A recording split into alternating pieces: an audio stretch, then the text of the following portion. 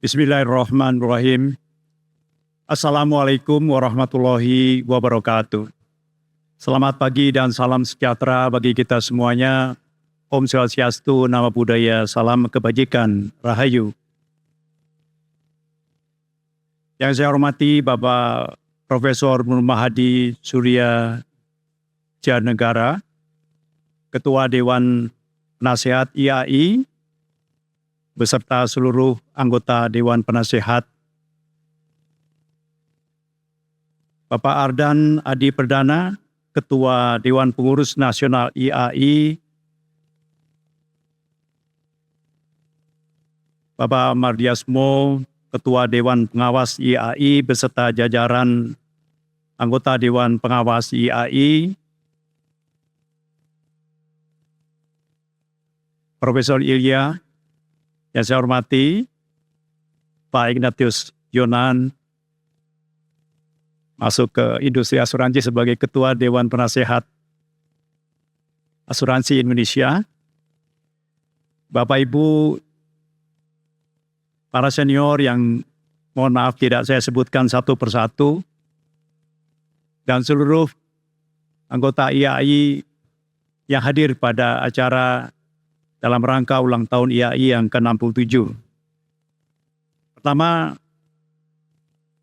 saya hadir di sini mewakili Pak Ketua Dewan Komisioner OJK yang tidak dapat hadir dan menugaskan kami selaku anggota Dewan Komisioner untuk menyampaikan pesan-pesan dari OJK dalam acara pada pagi hari ini.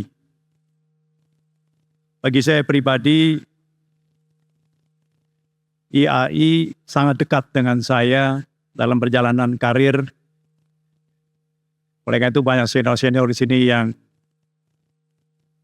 telah berkomunikasi, berhubungan dengan kami dalam perjalanan karir, sehingga kami menjadi anggota Dewan Komisioner di OJK.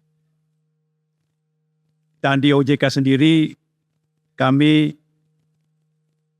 menyusun suatu strategi di mana melibatkan para stakeholders, dan yang paling utama adalah para akuntan. Jadi IAI merupakan suatu partner yang sangat strategis bagi OJK. Karena pengawasan sektor jasa keuangan itu dimulai dari pengawasan di level yang pertama, yaitu di tingkat perusahaan, dan di situ peran daripada akuntan sangat penting. Saya sangat terkesan karena ada tagline di sini yang mengatakan CA is the difference makers. Dan itu saya sangat setuju 1000%. Dan ini akan meringankan beban daripada OJK dalam pengawasan, karena apa yang dilakukan di level pertama berjalan dengan yang baik. Di level kedua adalah peran daripada akuntan dalam kantor akuntan publik yang memberikan opini terhadap laporan keuangan perusahaan dan memberikan suatu kepercayaan kepada pengawas di sektor jasa keuangan atas laporan yang telah disampaikan oleh kantor akuntan publik. Dan ini menjadi bagian reformasi, transformasi di sektor jasa keuangan, karena kita lakukan pengawasan secara terintegrasi dari mulai level 1 di perusahaan, kemudian level kedua di kantor akuntan publik, profesional, kemudian juga kita melakukan pembenahan pengawasan sektor jasa keuangan di OJK melalui pengaturan, perizinan, dan pengawasan yang lebih efektif. Bapak Ibu hadirin sekalian, karena saya mewakili Pak Ketua, jadi saya perlu menyampaikan pesan-pesan OJK terkait dengan sektor jasa keuangan. Sedikit menyampaikan bahwa perkembangan global saat ini masih dibayangi oleh ketidakpastian dan berbagai risiko, di mana IMF masih menilai pertumbuhan ekonomi masih stagnan di level rendah. Selanjutnya kita juga perlu berhati-hati terhadap dampak perlambatan pertumbuhan di beberapa negara utama dan risiko geopolitik yang belum jelas ujungnya. Beberapa downside yang perlu dicermati antara lain eskalasi konflik regional, kebijakan moneter yang masih ketat, perlambatan ekonomi di beberapa negara termasuk di Tiongkok, serta peningkatan kebijakan proteksionis. Namun alhamdulillah bahwa Indonesia masih tetap menjaga tingkat pertumbuhan di triwulan 3 2024 jadi sebesar 4,95% year on year. Pertumbuhan ini turut didukung oleh tingkat inflasi yang rendah, di mana bulan Oktober sebesar 1,71%. Ekonomi nasional ke depan diekspektasikan tetap tumbuh positif, didukung oleh peningkatan laju investasi dan reformasi struktural. Bapak Ibu hadirin sekalian, sejalan dengan pertumbuhan ekonomi nasional yang tetap kuat, stabilitas sektor jasa keuangan di Indonesia tetap terjaga stabil. Pada bulan Oktober 2024, sektor perbankan mencatatkan pertumbuhan double digit sebesar 10,92% year on year dengan pertumbuhan DPK sebesar 6,74%. Performa positif juga tampak di sektor PPDP, perasuransian, penjaminan dana pensiun, dan di PVML, yaitu perusahaan modal ventura, pembiayaan, dan sektor jasa keuangan lainnya, di mana aset industri asuransi tercatat naik sebesar 4,31% dengan tingkat risk-based capital yang masih tetap terjaga di atas 120%. Penghimpunan dana di pasar modal masih dalam tren yang positif, tercatat nilai penawaran umum mencapai 169,86 triliun rupiah per 26 November 2024. OJK senantiasa berkoordinasi dengan pemerintah, Bank Indonesia dan juga LPS melalui KSSK dalam menjaga stabilitas sektor jasa keuangan Indonesia, serta kebijakan ke depan yang suportif terhadap program-program prioritas yang telah dicanangkan oleh Bapak Presiden Prabowo Subianto. Bapak Ibu hadirin sekalian, terkait dengan sustainable finance, kami sampaikan bahwa perubahan iklim dan lingkungan menjadi bagian perhatian kita bersama. Meskipun terdapat beberapa yurisdiksi yang melakukan penyesuaian kebijakan keberlanjutan, kami yakin bahwa isu keberlanjutan menjadi concern yang penting saat ini, sehingga setiap negara harus mengambil serangkaian inisiatif untuk melakukan upaya mitigasi dan adaptasi terhadap dampak perubahan iklim dengan penuh kehati-hatian. Begitu pula dengan Indonesia, memiliki tekad yang kuat untuk mendorong keuangan berkelanjutan guna memfasilitasi transisi menuju perekonomian rendah karbon sebagaimana diamanatkan dalam Undang-Undang Nomor 4 2023 tentang P2SK. Komitmen OJK terhadap upaya berkelanjutan selaras dengan kepentingan nasional untuk memastikan bahwa semua pihak dapat memperoleh manfaat dari kebijakan ini. OJK telah menerbitkan kebijakan untuk mendorong penerapan keuangan berkelanjutan seperti taksonomi untuk keuangan berkelanjutan Indonesia atau TKBI sebagai standar klasifikasi aktivitas berkelanjutan. TKBI ke depan akan dilengkapi dengan seluruh NDC-related sectors serta pengembangannya dan diatur dalam peraturan pemerintah. Climate Risk Management and Scenario Analysis sebagai kerangka terpadu untuk mencakup aspek tata kelola, strategi manajemen risiko dan pengungkapan untuk menilai ketahanan model bisnis dan strategi bank dalam menghadapi perubahan iklim dalam jangka pendek, menengah maupun panjang. Menindaklanjuti amanah Undang-Undang P2SK Pasal 222 Ayat 4 terkait dengan kewajiban pelaku usaha sektor jasa keuangan, emiten, dan perusahaan publik untuk menyusun laporan keberlanjutan dan terbitnya standar pengungkapan keberlanjutan oleh International Sustainability Standard. Dalam waktu dekat, OJK akan melakukan pengkinian terhadap peraturan OJK yang terdahulu, yaitu PJK 51 2017. Menuju pengkinian POJK 51 2017, terdapat beberapa hal yang perlu kami sampaikan, bahwa kami percaya regulator harus bekerja bersama pemangku kepentingan untuk mendorong penerapan standar IFRS. Kami mendukung penerapan standar ini secara menyeluruh dan OJK akan melakukan perannya dengan merumuskan pendekatan terbaik dalam penyusunan peraturan OJK. Kami juga merekomendasikan agar terdapat jangka waktu yang cukup dan memadai, antara lain penerbitan pernyataan standar pengungkapan keberlanjutan oleh DSK IAI dengan proses rule making rule peraturan di OJK. Dalam kesempatan ini, kami juga menghimbau seluruh pelaku usaha sektor keuangan, emiten, dan perusahaan publik untuk mempersiapkan diri dalam penerapan pengungkapan dan pelaporan keberlanjutan sesuai dengan standar internasional dimaksud.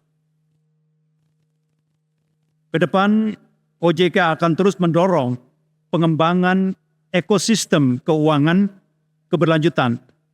Inisiatif-inisiatif tersebut merupakan bagian integrasi dari upaya negara untuk mencapai target NZA dan akan diperkuat dengan pembentukan Komite Keuangan Berkelanjutan sebagaimana diamanatkan dalam Undang-Undang P2SK. Pada tahun 2026, ditargetkan TKBI selesai untuk seluruh sektor NDC dan telah terdapat peraturan pemerintah tentang penerapan keuangan berkelanjutan yang mencakup pengaturan taksonomi berkelanjutan. Penerapan penuh kebijakan manajemen risiko iklim untuk sektor perbankan. Terbitnya ketentuan OJK tentang penerapan keuangan berkelanjutan yang mengatur pula adopsi standar IFRS S1 dan S2. Di samping itu masih terdapat beberapa inisiatif yang akan dikembangkan untuk melengkapi ekosistem keuangan berkelanjutan seperti pengembangan centralized database untuk data terkait iklim, sistem pelaporan yang mencakup sustainability reporting and disclosure, TKBI, dan sebagainya. Bapak Ibu hadirin sekalian, OJK juga mendorong peran pasar modal untuk mendukung upaya keuangan berkelanjutan dengan menerbitkan roadmap keuangan berkelanjutan dan beberapa POJK terkait keuangan berkelanjutan. Roadmap keuangan berkelanjutan tahap 2, 2021-2025, fokus pada pembentukan ekosistem keuangan berkelanjutan yang komprehensif. POJK 51 2017 mengatur mengenai penerapan prinsip keuangan berkelanjutan bagi lembaga jasa keuangan, emiten, dan perusahaan publik. POJK 17 2023 tentang kewajiban bank menerapkan tata kelola yang baik dalam mengelola risiko. POJK 14 2023 tentang perdagangan karbon. OJK melakukan pengawasan terhadap perdagangan karbon melalui bursa karbon yang telah dibentuk.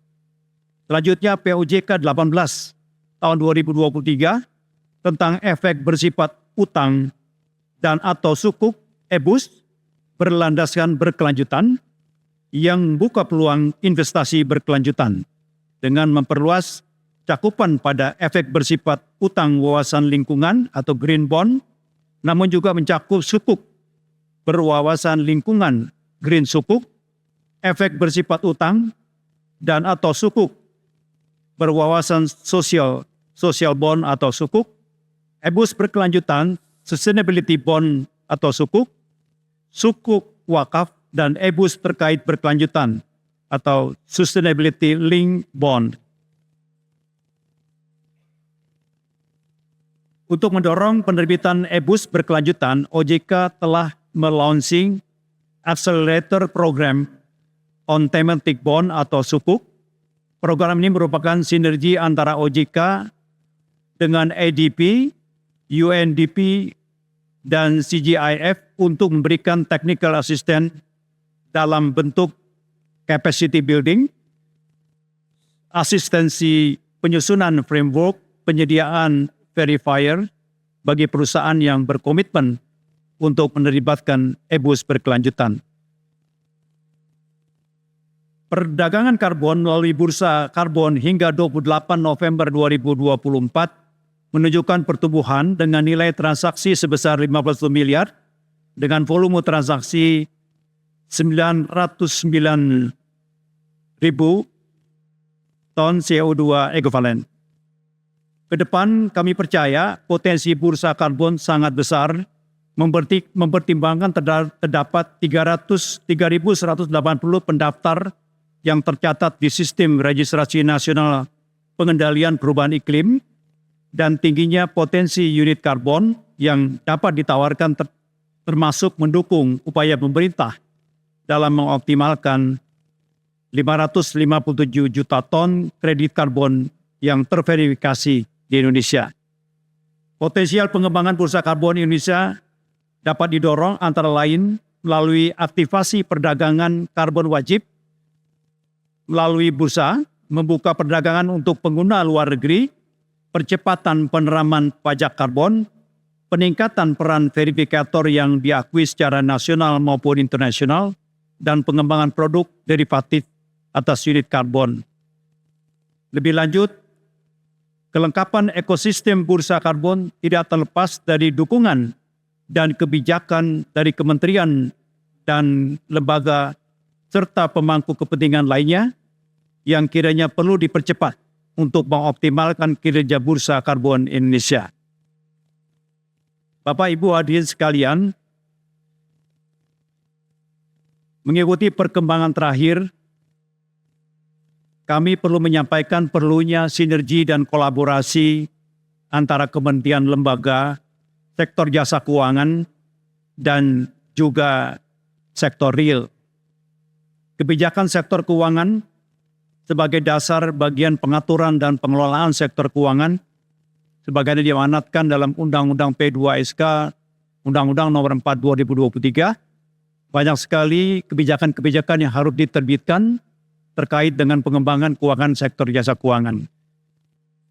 OJK selaku pengawas, pengatur, dan juga pelindungan terhadap konsumen di amanat Undang-Undang P2SK berperan juga dalam pengembangan dan penguatan sektor jasa keuangan.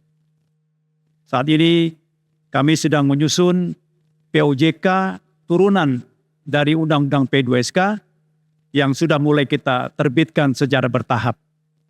OJK harus berkoordinasi sinergi dengan